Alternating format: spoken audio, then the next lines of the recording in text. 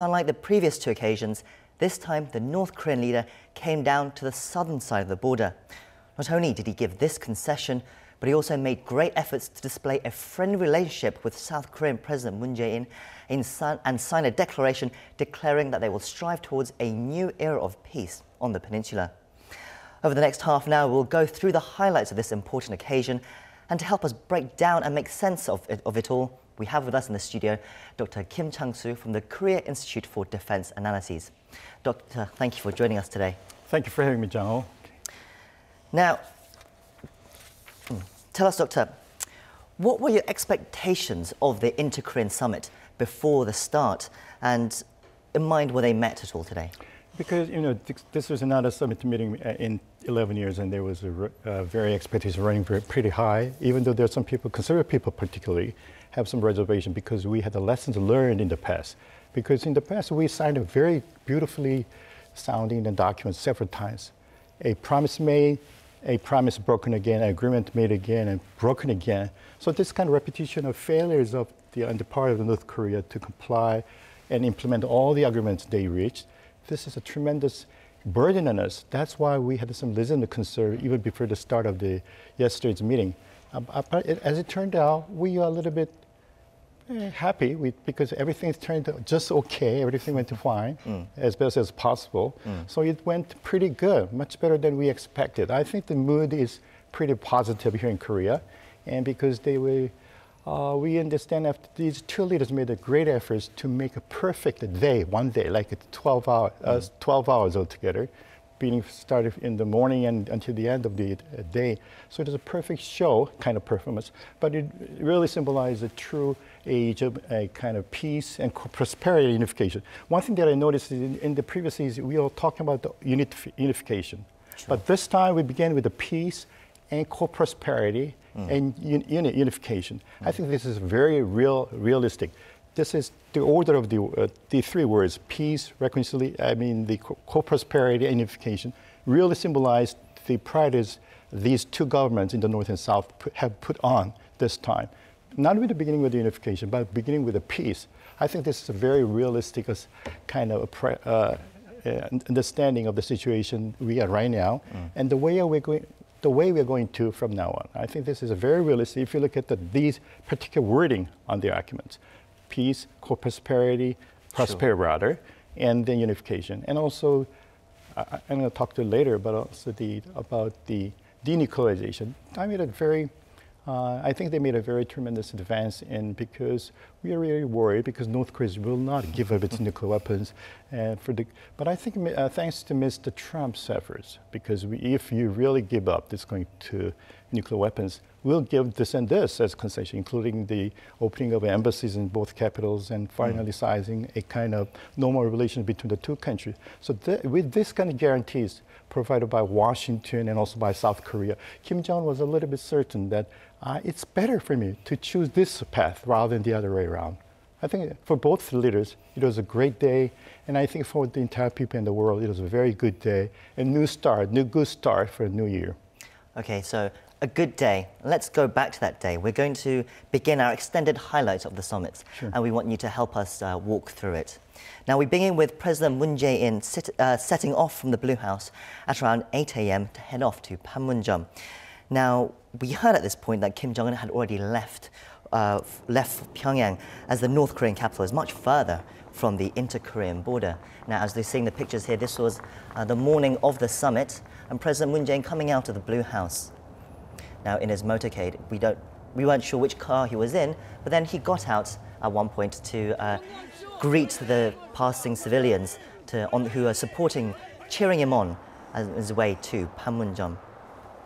Now, at this point, what do you think he was feeling, Doctor? One of the things that I take notice is on his first stop, just 2 blocks from the Cheongwade, they were not just Korean, they are very patriotic, conservative Koreans. But actually they're delivering the best wishes for a successful summit meeting. So this was very, because I didn't look at the first time. But. Oh, now, this was the pictures of Kim Jong-un stepping out from the Tongilgak pavilion. Now, we're at the media press center when this happened, and there were audible gasps from the reporters when we saw this.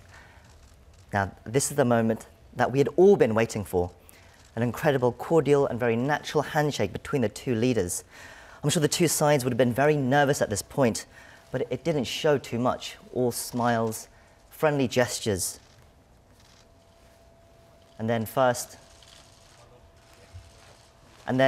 he stepped over, historic moment, Kim Jong-un stepping over onto the south side of the border, the first North Korean leader to step on South Korean soil in 65 years.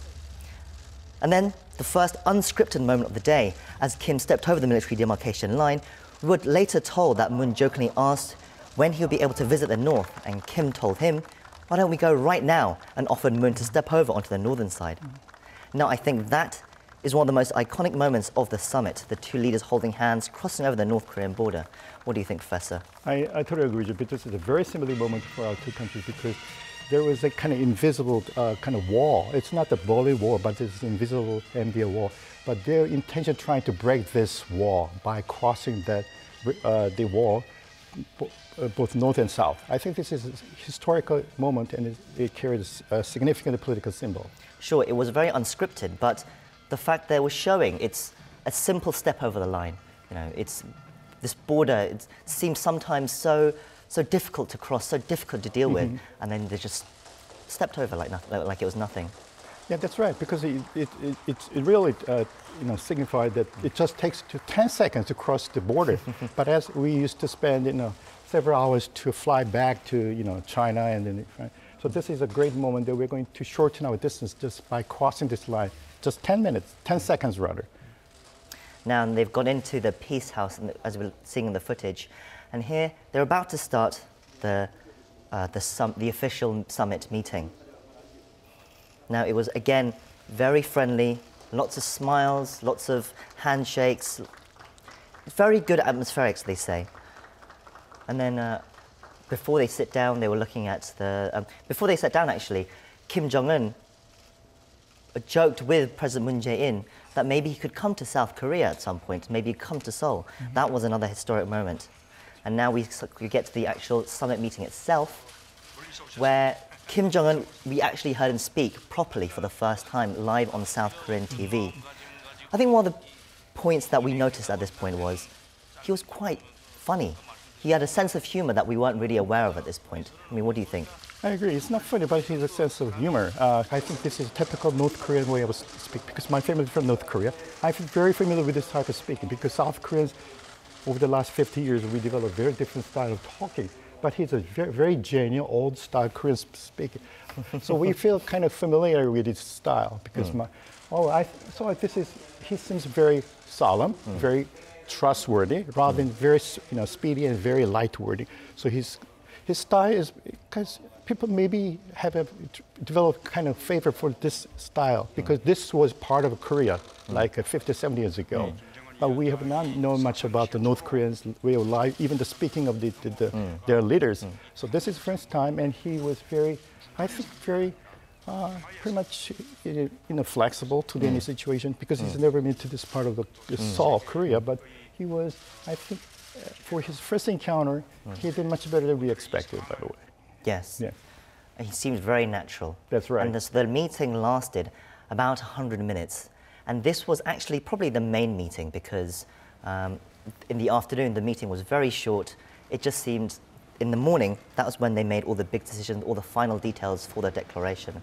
Now, after the meeting finished, at around noon, we just saw Kim Jong-un coming out of the Peace House, getting into his car, into his motorcade, and he turned back to the north, where the two leaders and the two delegations held lunch separately for the next few hours. Now, at this scene here, we saw Kim leave with his security personnel.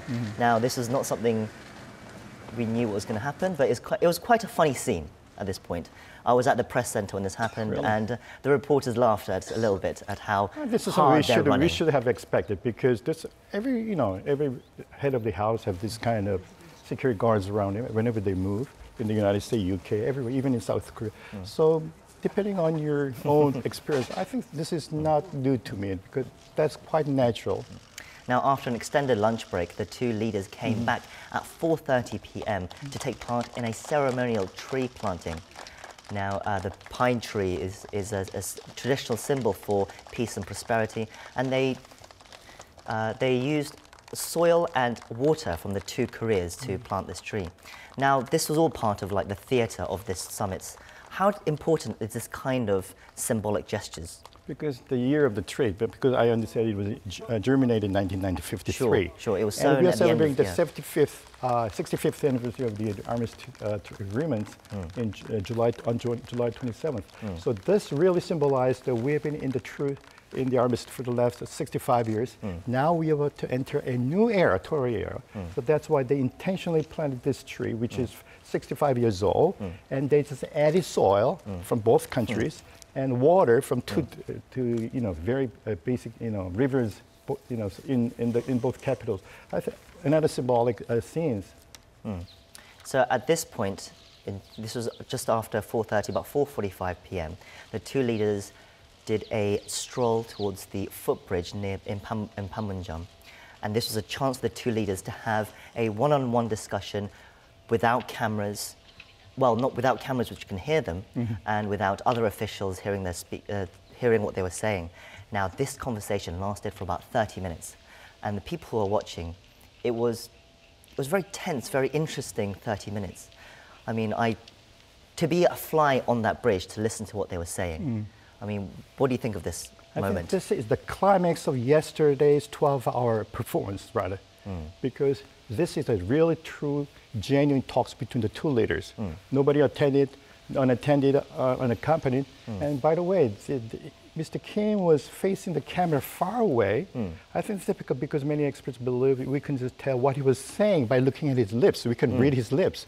So we can have a basic idea what he was really trying to say and whether we can really confirm his genuine resolve to really comply with the denuclearization.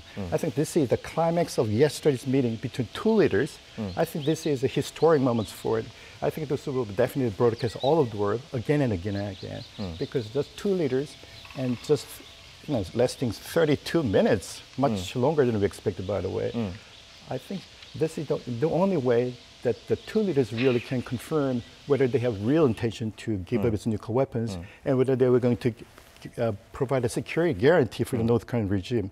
So this is the climax, the highlight of all the process yesterday that we have seen yesterday.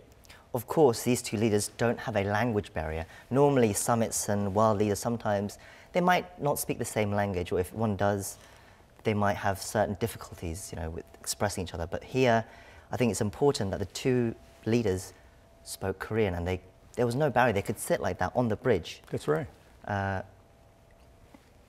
What do you think of those two leaders' performances? I think this is exactly what we want because we don't have to rely on the translator. We're speaking the same language, and we just can find by the way, looking his eyes and face, you can tell whether he's really genuine or not, whether he's faking. So this is a really good moment by the two leaders, and I hope they will talk about this kind of private talks later on. But I think this is the only way that the two leaders, not their entourage, but the leaders themselves can confirm whether they really mean business or not. So I think that's really most important moment, the climax of yesterday's whole event, lasting like almost 12 hours. Yes. Yeah. I mean, one part of me wants to know what they said, but another part of me wants to keep the mystery so they don't tell us what it is. So, we may never know, we might know, but we will never really know because we go out there at the time. But I still think it was a very iconic moment and something that will last long in our memories. Now, of course, after that, they went back to the Peace House to sign the declaration between the two countries. That is obviously why they were there. That's the reason for the summit. They came out, and then they came out of the Peace House to sign this agreement. If we look at the pictures now, I think we can see them. They looked again very calm. Before the second summit meeting in the afternoon, it was actually, as I said, only about 15 minutes. I don't think it was a real summit meeting. I think it was just to say, right, let's do this. Let's sign this. Are you ready? I mean, as I said again, they looked very, very calm, shaking hands, very happy. I want to ask you, Professor, you've read the declaration now. We've all read the declaration. Yes, I did. They've called it a new era for peace. What do you make of the declaration? Was there any part of the declaration that really stood out to you? Yes, a couple of them. We're beginning with the denuclearization.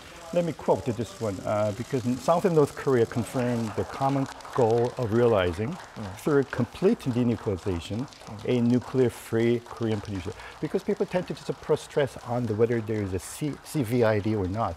But I think complete is the first part of the most important part of CVID, because I and V and ID will come later on quite naturally. But the first wording, the complete, is very important. And the second part, a nuclear-free Korean peninsula. This is the concept that we've been talking about for the last 2 or 3 years, 22 or 3 decades rather. So nuclear-free zone is very important. Not just nuclear-free Korean peninsula, but nuclear-free Northeast Asian. But this is something that cannot be accepted by Russia or China. But by the way, but these are the key of the agreements yesterday from my perspective. Another one that I can mention is the turning the NLL line, the area, into a maritime peace zone. This is something that we have been talking about for the last several. And anytime we had a big naval clash, like Yeonpyeong-do or Baekhyun-do, it was always along the NLL, because North Korea did not and still has not recognized this line, because it was drawn by the United Nations Command as an extension of MDL that you just crossed yesterday.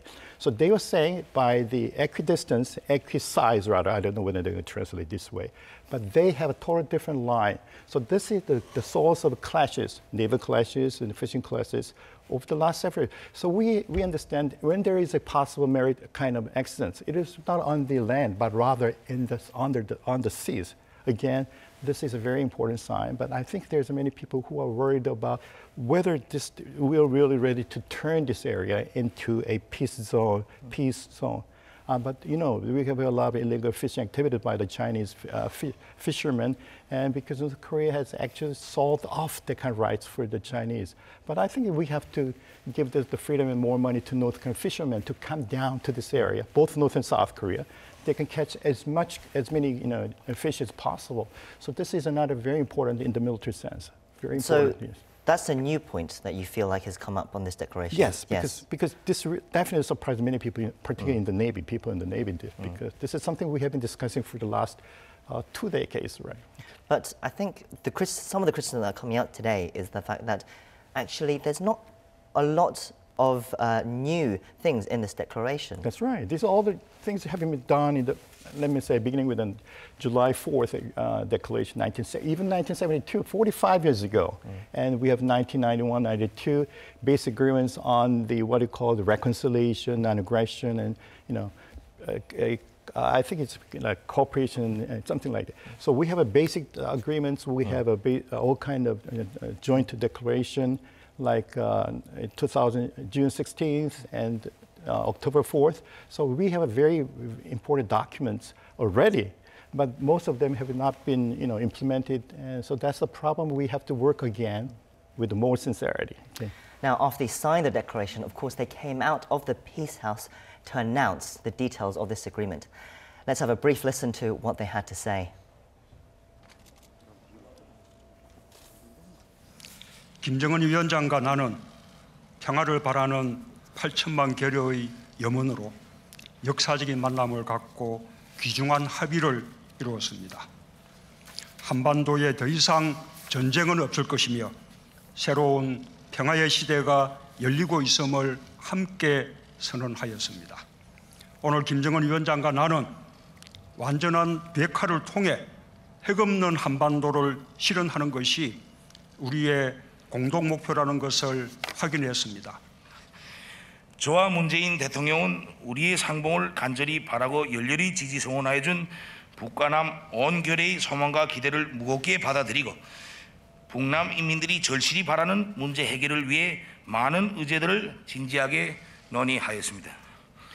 무엇보다도 온결의가 전쟁 없는 평화로운 땅에서 번영과 행복을 누리는 새 시대를 열어나갈 확고한 의지를 같이 하고 이를 위한 실천적 대책들을 합의하였습니다.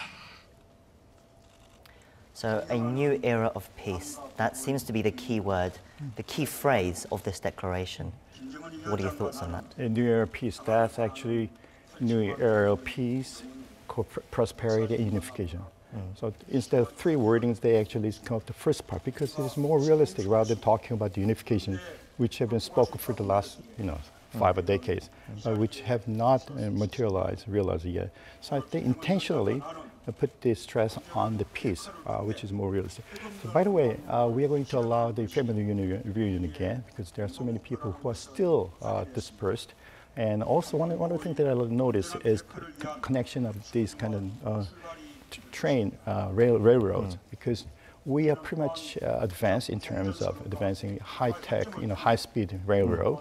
And China, by the way, is very interested in extending their high-speed roads from mainland China to North Korea and then South Korea. So this was pretty much created by the Chinese authority because they were planning on this kind of extension roads, high speed rather than slow speed. But also, as you know, Russians also pretty much interested in extending these kind of transportation corridors again.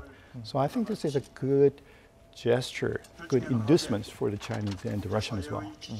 And as you said, they've declared that they wanted to do family reunions again. I think they've set a date for August 15th for Chuseok, the Chuseok national holiday. It's a symbolic day. We have done holding these meetings particularly on August 15th because the Chuseok holiday, it also a national liberation holiday. Very symbolic days. It does seem to be a lot of concessions from North Korea to try to really make efforts towards this deal. I mean, do you think North Korea are giving quite a lot here?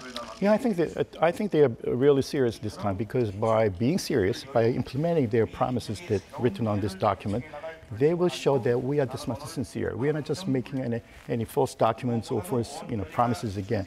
We'll stick to what we have said vocally by the leader and also in this document.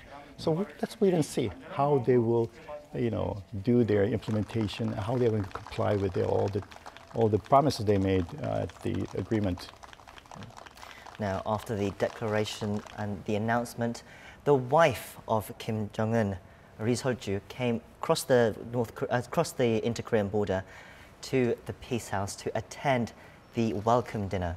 Now, this is the first ever meeting between the first ladies of the two Koreas, and again, very nice theatre, very nice convivial atmosphere. The two wives also made jokes with the two leaders. What do you think about the fact that the wives were meeting? What kind of symbolism can we get from this as well? Very convivial, and we are really entering a kind of woman, because a woman has been kind of no, it's a really time for ladies who they really deserve after so many years of suffering. And yeah, I think these two ladies from both of those actually they were speaking very honestly, and I think that they carried a more strong voice than men, because even though very short, see, look at them, the colors of the dress and the dress code. I think they put on a very good performance. I mean, when they met the leaders, one of the first things they joked about and asked was, "We saw you on TV talking at the bridge. What did you talk about?"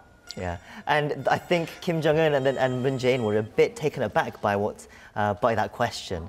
They were like, "It's a secret." I think this is true, but this kind of shows how advanced we are in terms of IT, because on the car up the way they see, because the ladies saw all the performance on TV in the car, which is true.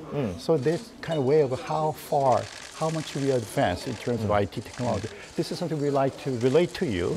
So instead of just being isolated, just try to open up and reform.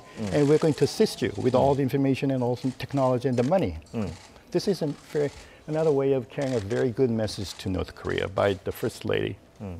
Well, again, if we back in the previous summits, 2000, 2007, obviously we didn't have HGTV, so even having that kind of quality is a very different feel this time round. I feel like the TV broadcasting, how it was shown.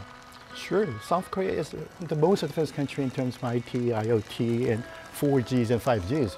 And this is a very symbolic moment that we are willing to help you, even though you're still pretty much backward, by opening up a society to this kind of non-proliferation. We are ready to give all the information, all the knowledge, all the money that you read for the developing an infrastructure for this communication and transportation. Sure, and this performance we're about to see now as well, briefly, is a video that they put together, also showed the two leaders shaking hands and holding hands, pictures from earlier in the day. I know we don't have a lot of time, Professor, but you want to briefly mention that point about this show was actually very important, you feel like. Sure. they left a lasting impression on these on this first lady and the first leader, the super leader from North Korea, because they're about to return back to their home, and the last one, because compiling all that they've done through video, South Korea is pretty much well known for this kind of technology, not just performances, but doing all kind of records of video shows and laser shows. South Korea's, this is the last impression they got before they get back to their home. Very symbolic, very important. Very symbolic. And now that it's over, in the cold light of day, it was very, the atmospherics were very good. It was a very good show, I feel like, and I think it touched a lot of Korean people's hearts. But don't we have to be realistic here? Kim is still the leader of an oppressive regime with terrible human rights record. That's right. What can we take away from this? I mean, can we still trust them? I mean, does this change anything? So we have a lot of reasons why we cannot trust them 100%. But my point is, try to trust them, but verify, because they have all human violence records, and this is something they should really kind of improve on. I think this is something they're going to do slow by slow as they get more confident in their own regime and stability, which can be guaranteed by the United States and South Korea by recognizing them as a normal country, a normal leader. So this is something we are really trying to give him, that we are going to treat you if you do this, and you will be the leader of a normal country, not a pariah or kind of breakaway country. So I think this is, again, a kind of strong message from South Korea. We are ready to accept you as a leader of a normal country, so that's why we put the unification last part. Instead of unification, we put the prosperity, peace first. So I think this is all pretty much choreographed and orchestrated from one point to the last. Perfect show, and I'm very proud of this meeting. Well, let's hope. The world hopes that this 2018 Inter-Korean Summit isn't just a show and will be the first page of a new chapter in the history of the Korean Peninsula. No question about that, sure. Thank you for being with us and taking the time to share your thoughts. My pleasure. Now, we'll wrap up our special on this Inter-Korean Summit. Now, is this the start of a new beginning or another false dawn? Only time will tell. But for now, at least, hope has been reignited. This has been a special edition of Arirang News reviewing the highlights of the 2018 Inter-Korean Summit. I'm Kwon Jang-ho, and thank you for watching.